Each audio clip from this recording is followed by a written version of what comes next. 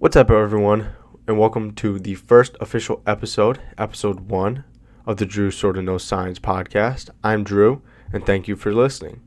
So today, we're going to talk about a little bit of math, a little bit of physics, and at the end, I'm going to talk about a figure of physics. But I would like to say that unless there's a massive breakthrough in terms of COVID-19, I'd rather not talk about it just because we all already hear so much about it. And I think however long this is, you could use that as time to kind of get away from the weird situation that we're all in right now. So without further ado, let's get into it. So the first thing I'm going to talk about today is a little bit of mathematics. So there's this article from Science Daily by the French National Center for Scientific Research called How to Break New Records in the 200 Meters. Now, I found this and I thought it was very interesting to me, seeming that I run track in college and the 200 is one of my favorite races. So pretty much what they're saying is that with a new design of a track, there's better ways to kind of ensure that these records are broken.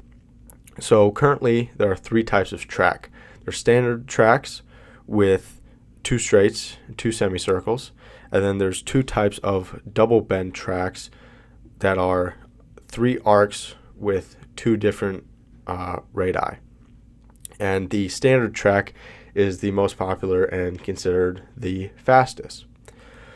So what they did was they made a mathematical model using VO2 max and anaerobic energy. They took those 2 things and they plugged them into differential equations involving velocity, acceleration, propulsion force, stuff like that. And what they made was this mathematical model to find the optimal strategy for running a race.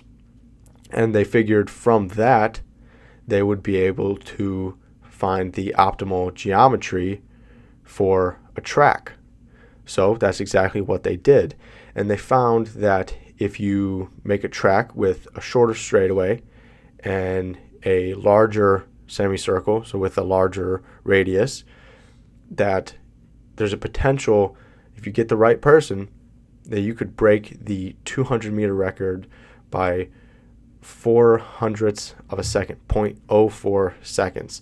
Now, that might not seem like a whole lot.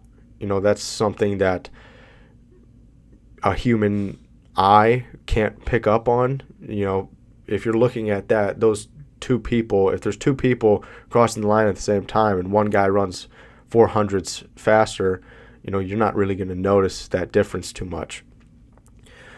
Now, the current record is 1919 by, probably know, Usain Bolt. And the previous record before that was set just a year before, in 2008, by Usain Bolt when he ran a 1930.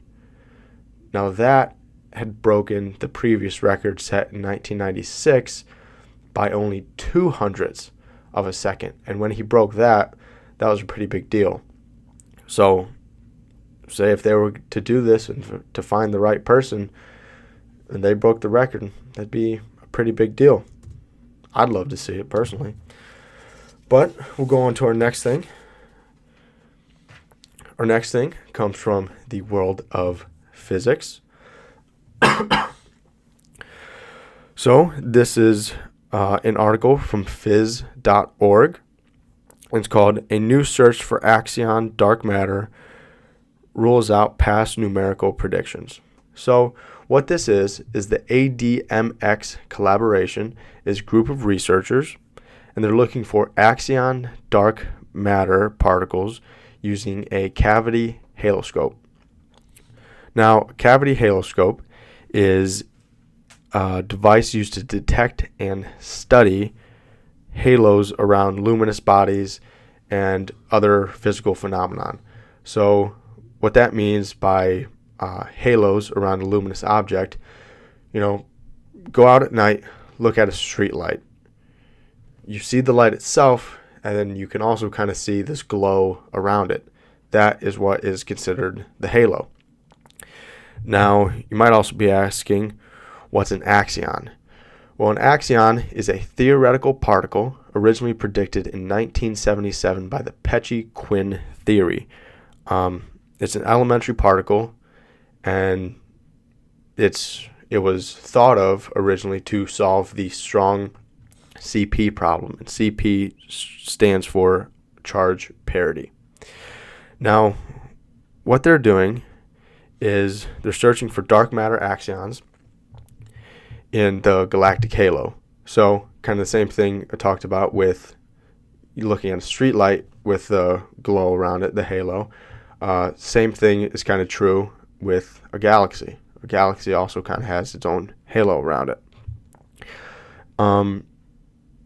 So they were motivated by two different mysteries in the world of physics right now. One of them being dark matter, which nobody really knows what it is yet, but we do know that it takes up about 85% of the known mass in the universe. Everything else we know about, all the stars, all the galaxies, all the different planets, stuff like that, only takes up about 15% of all the known mass, which that's pretty crazy. And the other mystery that it would solve would be what I previously stated, the strong CP problem. Now, the solution to both of these is the axion particle. Now, the haloscope consists of a resonance cavity, and that is placed inside of a magnetic field. Now, what they think will happen is the axion particles in the galactic halo should couple to the magnetic field and should produce photons. And from this, they would see the photons, and they'd be able to ultimately prove that these axion particles exist. Because like I said, they're still theoretical.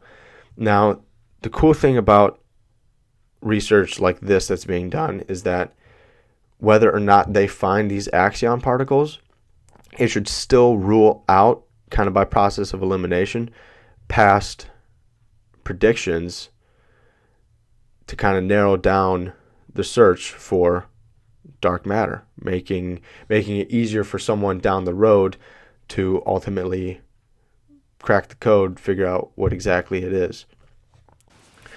So our second article today from physics is from Science Daily by the University of Arizona. It's called A Martian Mashup, Meteorites Tell the Story of Mars Water History. So what they did was they chemically analyzed two meteorites, and hopefully from that they can reconstruct the water history on Mars. Now, what they found showed that there's possibly two different sources of water throughout Mars's 4 billion or so history.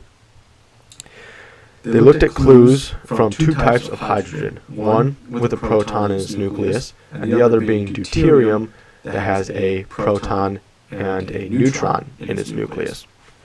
The ratio of these two types of hydrogen would show the process and the possible origins of the water. Now, they found that Mars did not get water in the way that Earth did. So way back down the road in Earth's history, research shows that Earth got water from essentially icy asteroids.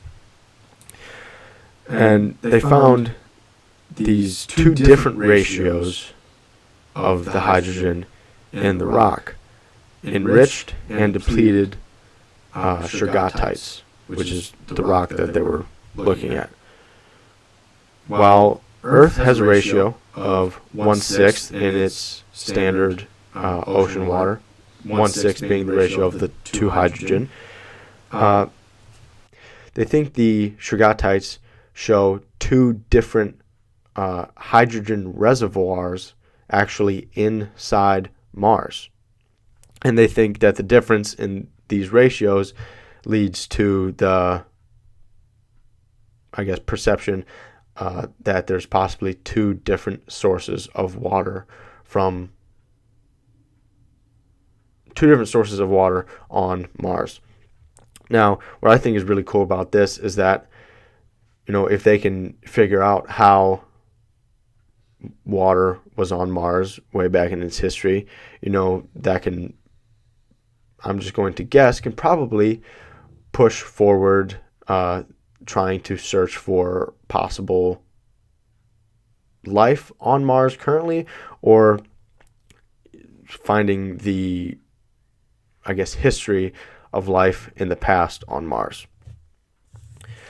So, the next thing that I'm going to talk about is instead of doing a lesson, kind of like how I talked about in episode 0, I'm kind of going to do every once in a while what I call talk about a figure of physics. And if you're watching this on YouTube, I hope you can see behind me on my whiteboard. I have it up on the board, and maybe you can see the equations that are next to it, and maybe you've already been able to figure out who I'm going to talk about. But this week, I'm going to talk about Isaac Newton. Now, Isaac Newton was born in 1643, and he died in 1727. Now, I'm only going to kind of talk about briefly about their education, and then ultimately what they did for the science world. So he originally went to school when he was at a young age, but his mom pulled him out at the age of 12. So then for 6 years, he did not attend school. And then eventually he enrolled at the University of Cambridge Trinity College in 1661 at the age of 18. Now when he enrolled, the science revolution of the 17th century was well underway, and he quickly became a big part of it. So I'm sure you've all heard of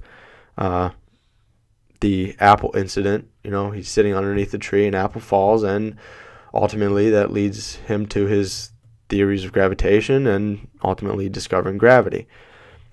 Now that was, they say, the theories of gravity were kind of about in 1668 from what I was able to find. Another thing he did was also he invented calculus. I'm sure something that all of you just absolutely love was actually invented by him. He also invented, I'm sure you've heard of them, Newton's laws of motion, his 3 laws.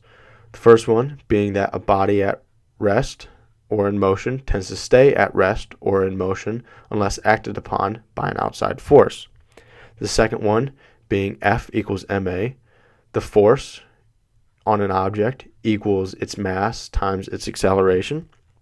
And Newton's third, every action has an equal and opposite reaction. Now, one more thing that he did was in 1687, my bad, he released the mathematical principles of natural philosophy. You also might have heard it referred to as Mathematica Principia, but ultimately it was the series of, I believe, 3 volumes of books that lays out his laws, which ultimately became the foundations of classical mechanics. He also lays out his universal law of gravitation, the other equation that you might see behind me. The force equals the gravitational constant times the mass of one object times the mass of another object divided by the distance between them squared. And he also, in the book, he also derives Kepler's laws of planetary motion. Now, Principia is what is currently known to be one of the most important works in science history. because essentially some say that this is kind of the birth of physics itself. But that kind of wraps it up for everything I was going to talk about. One more thing kind of going along with Isaac Newton, though. The other day, Neil deGrasse Tyson tweeted this picture of Isaac Newton. For those of you watching, you can see it. But it says, when Isaac Newton stayed at home to avoid the 1665 bubonic plague, he invented he made discoveries in gravity, optics, and he invented calculus. And it says it's rumored that there was a strict no TV rule in his house. But that kind of wraps it up for episode 1. Hope you guys enjoyed it. Join me next week for episode 2. Stay home. Stay safe. See you next week. Peace.